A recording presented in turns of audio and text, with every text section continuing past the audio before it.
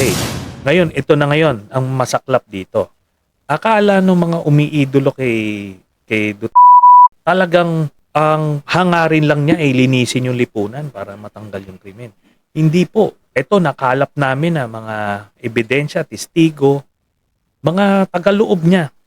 Yung pala, ginagawa niya ito para pakuna, patayin yung mga kalaban, yung mga karibal nung drug lord na kapartner niya, si Michael Yang, para masolo nila yung supply ng droga. Oh, political advisor niya yun. Oo.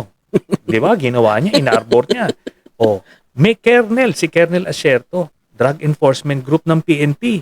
Sabi niya, teka muna, sabi nung asset ko, drug lord itong si Michael Yang. Ginawa niya ng report. Nung nakarating kay Digong, aba, binaliktad. Siya yung may kaso ngayon. Pinahahunting, pinapapatay. Inarbor niya. Sabi niya, hindi, ano to? Biruin mo, yung mga ordinaryong Pilipino, tinutumba mo. Ni walang drug test man lang. Tumba. Tapos ito, sinabi may report na drug lord yan, inarbor niya. Maliwanag yun. Alam mo, maliwanag naman yung sikat ng araw eh. Oo. Can you imagine, meron kang warehouse sa pag-aari mo sa Valenzuela. Yeah. Dideliveran mo ng forklift na magnetic lifter. Tapos sa loob ng magnetic lifter, yung daan-daang kilo ng ipinagbabawal na gamot. Tonelada na. Tonelada, tons na. So, patingin mo, tapos pag-aari pa nung Michael yung lugar. Oo. So, tapos inarbor. Inarbor. Diba? Oo. Yan nata yung kwento, yan yata yung nag-expose dun eh. Oo. Na hinahunting ngayon eh. Kaya Diba? nga, ito, meron din tayong final kay Pulong. Kasi sa kanya yon yung sinasabi mo, ay yung sa cylinders. Kinasuhan ko sila ng illegal drug shipment. Sila, si Mans, si Pulong.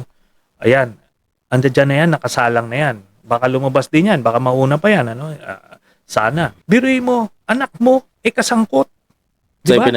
Tapos, siya mismo, si Digong. Illegal drug trade. Oo, si Digong, may kapartner na drug lord. Yan, tawag sa'yo. Diba? Tapos kung magsalita na parang, galit pa, pagka kayo, ganyan, patay.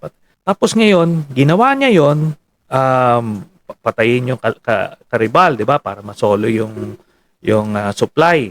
Tapos, para din matakot yung mga politiko, yung mga tao. Na babangga sa kanila. Babangga sa kanila. Sindikato. Sindikato talaga. Mafia yung dating. Yun yung masaklap dito na yung may mga umiidolo sa kanila na parang